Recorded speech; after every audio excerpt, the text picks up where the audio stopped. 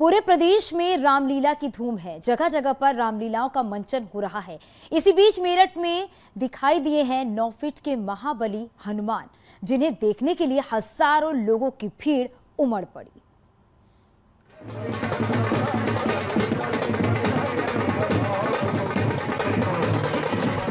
राम बारात में 9 फीट के हनुमान। ये हैं महाबली हनुमान। बजरंग बली को देखने उमड़े लोग। मेरठ की सड़क पर 9 फीट के हनुमान। राम बारात में बजरंग बली का जलवा। लोग बोले रामदूत अतुलित बलधामा। चूना लगाने वाली कंपनी के आईपीओ में निवेश करके पैसे के नुकसान से आप डर रहे हैं? बेस्ट आईपीओ निवेश करना चाहते हैं? फ्रीडम ऐप को डाउनलोड करें, आईपीओ निवेश में एक्सपर्ट बने।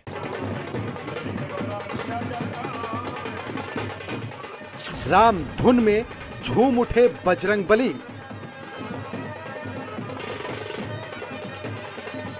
मेरठ में भव्य श्री राम बारात निकाली गई। श्री राम लीला कमेटी की ओर से राम बारात निकाली गई।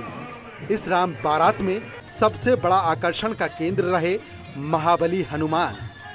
9 फीट के हनुमान जी को देखकर लोग हैरान रह गए।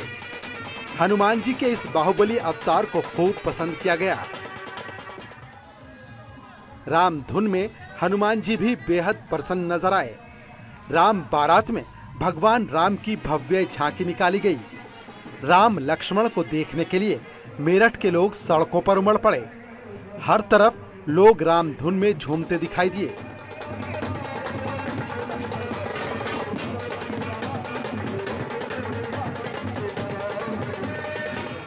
सड़कों के किनारे लोग हाथों में फूल लिए खड़े होकर पुष्प वर्षा करते रहे। राम बारात में महाबली का डोला, राधा कृष्ण जी का महारास,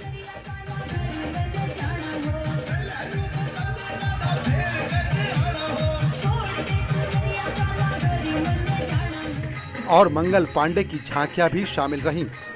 बाजारों में झंडे और रंगीन गुब्बारों से सजावट की गई। जगह जगह भगवान का स्वागत आरती से किया गया। उत्तर प्रदेश की ये सबसे बड़ी रामलीला है। डिजिटल युग की रामलीला हम काफ़ी वर्ष से हमारे अध्यक्ष पवन गर्ग जी कराते आए हैं। रामलीला कमेटी 2022 के तत्वाधान में ही ये राम बारात निकाली जा रही है और हमारी पूरा प्रयास है कि हम आज के दौर में लोगों को दोबारा घरों से बाहर निकालें कि आप कोविड प्रोटोकॉल को फॉलो करते हुए इस महाआयोजन में सम्मिलित होकर भगवान श्री राम का आशीर्वाद प्राप्त करें। दरअसल मेरठ को रावण की ससुराल कहा जाता है। यहाँ की रामलीला बिल्कुल निराली होती है। दिल्ली से 8 बैंड इस रामलीला में शामिल होने आए। वहीं कई जिलों से भी बैंड इस राम बारात में हिस्सा लेने पहुंचे थे। ये राम बारात इतनी भव्य रही कि सड़कों पर दूर तक सिर्फ लोग ही लोग दिखाई दे रहे थे। नवरात्र चल रहे हैं, लिहाजा माँ देवी की झांकी को भी खूब पसंद किया गया। झांकी में देवी माँ राक्षसों का वध करती दिखाई दी। वहीं दूसरी तरफ राम बारात में भोलेनाथ की झांकी भी शामिल रही। देखिए कैसे भगवान शिव नृत्य करते दिखाई दिए। झांकियों में राधा कृष्ण की लीला भी दिखाई दी। इन झांकियों को बेहद पसंद किया गया।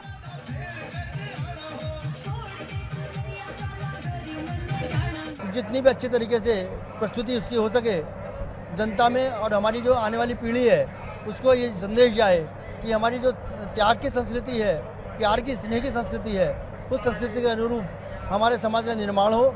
उस निर्माण के हम सहयोगी बने, उसी के लिए हम ये रामलीला का आयोजन कराते हैं। मेरठ को रावण की ससुराल माना जाता है। लोगों का मानना है कि रावण की पत्नी मंदोदरी यहीं की रहने वाली थी। यहाँ हर साल भव्य रामलीला का आयोजन किया जाता है। इसमें कोई दो राय नहीं है। मैदान का खेड़ा है ये, और यहाँ पर ही पास में जो जहाँ वैशाली मैदान है, यहाँ सरोवर हुआ करता था। मंदोदरी यहाँ स्नान किया करती थी। स्नान करके बिलेश्वरनाथ महादेव मंदिर में पूजा करती थी।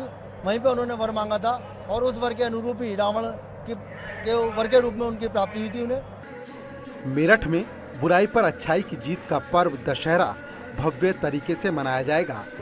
दूर दूर से लोग यहाँ रामलीला में शामिल होने पहुँच रहे हैं। ऐसे में मेरठ नगरी राम नाम के नारों से गूंज रही है। उमेश श्रीवास्तव, न्यूज़ 18, मेरठ।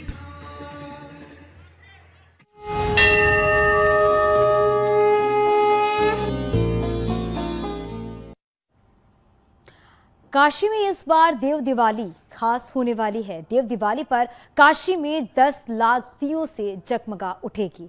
काशी में देव दिवाली के लिए तैयारियां तेज हो गई हैं।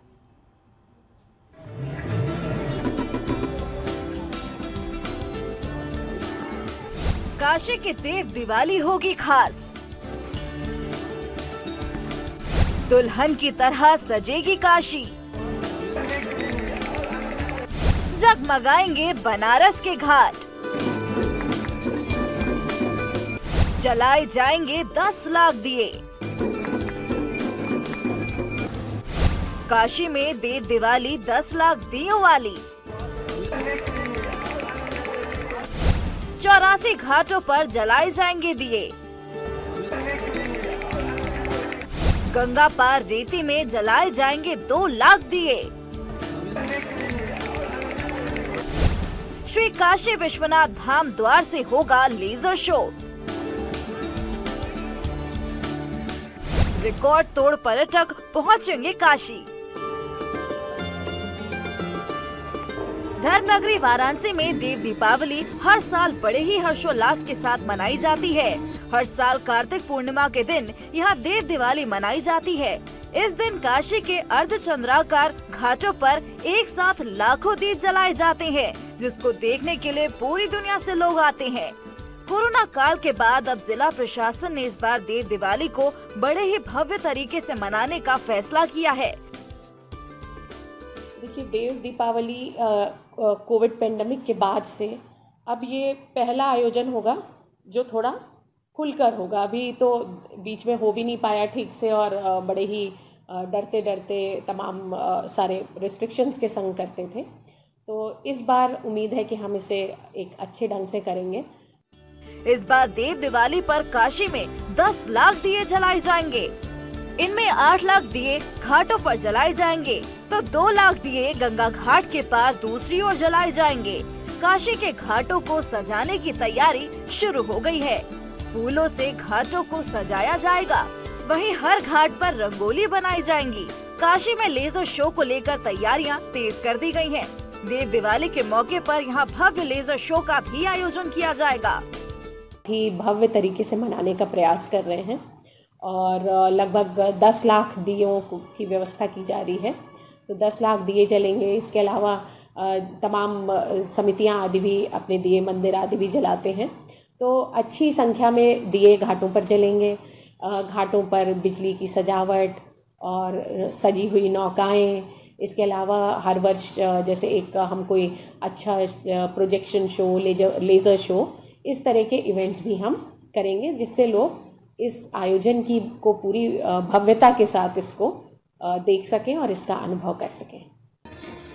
वाराणसी के दशाश्वमेध घाट और राजेंद्र प्रसाद घाट के अलावा 80 घाट पर महाआरती होगी। इसके अलावा अलग अलग समितियां इस दिन अलग अलग घाटों पर दीपोत्सव भी करेंगी।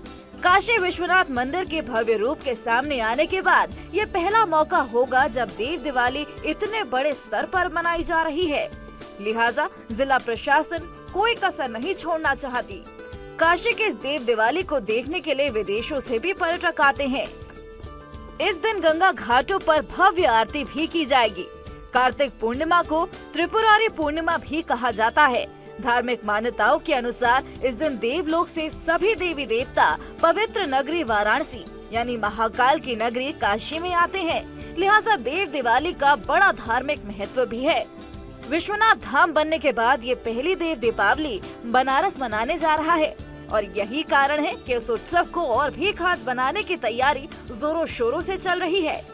वाराणसी से रवि पांडे की रिपोर्ट, न्यूज़ 18।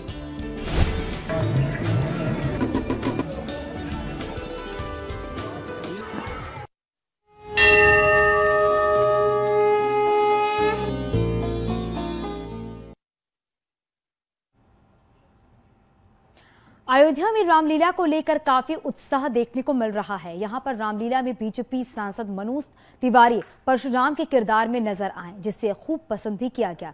मनोज तिवारी के किरदार को देखने के लिए बड़ी संख्या में लोग भी पहुंचे। ये धनुष किसने तोड़ा?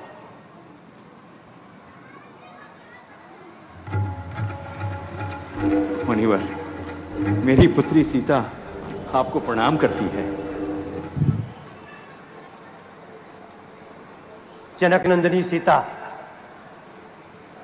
सौभाग्यवती भव, सावित्री भव, अखंड सौभाग्यवती भव। लेकिन जनक, मेरा सवाल है, इस धनुष को किसने तोड़ा?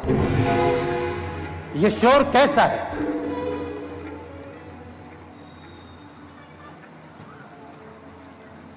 हे मुनिवर, मुनिवर, राम और लक्ष्मण आपके चरणों में सादर नमन करते हैं मुनिवर। कौन है? कौन है ये राम लक्ष्मण? हे मुनिवर, ये अयोध्या नरेश दशरथ के पुत्र हैं। दशरथ के पुत्र हैं? दशरथ के पुत्र हैं? निडर रहो, आयुष्मान हो, जुग जुग जियो। लेकिन जनक, तुम हमारी बात का जवाब नहीं दे रहे हो। ये धनुष किसने तोड़ा? ये शोर कैसा है? ये सारे लोग क्यों इकट्ठे हैं यहां राजा इतने? क्या हुआ है ये?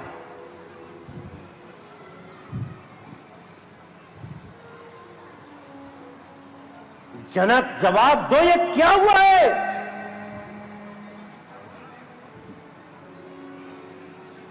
शिव धनुष तोड़ने वाला भी कोई शिव का प्यारा ही होगा। ये धनुष इस अवस्था में क्यों है? जिसने ये अपराध किया वो दास तुम्हारा ही होगा। हे मुनिवर, जो कृपा पात्र है गुरुओं की, वो कब किससे डर सकता है? अयोध्या जी में एक जो विशेष रामलीला हो रही है, उसको सपोर्ट करने के लिए, जैसा हम पिछले 2 वर्ष से आते रहे हैं, इस बार भी आए। और आपसे हमारी मुलाकात तब हो रही है जब अपने भूमिका के गेटअप में है। मैं भगवान परशुराम का उसकी भूमिका में हूँ। गलत करते हैं उनके ऊपर कोई ना कोई अंकुश लगाने वाला आया है, और जो PA5 पे बैन लगा है वो उनकी अपनी करनी से, अपनी साजिशों से लगा है। धन्यवाद गृह मंत्री अमित शाह जी को, धन्यवाद भारत सरकार को। जो भी व्यक्ति हमारे देश में आतंकी घटनाओं को, दंगे की घटनाओं को, नफरत को फैलाएगा, उसके ऊपर किसी न किसी रूप में अवश्य प्रहार होगा। और ये PA5 पे बैन का देश के समस्त नागरिक स्वागत कर रहे हैं। हर युग में असुर भी रहे हैं, हर युग में दुष्ट भी रहे हैं, अत्याचारी भी रहे हैं। तो अत्याचारियों की जो भाषा है वो ये लोग बोल रहे हैं।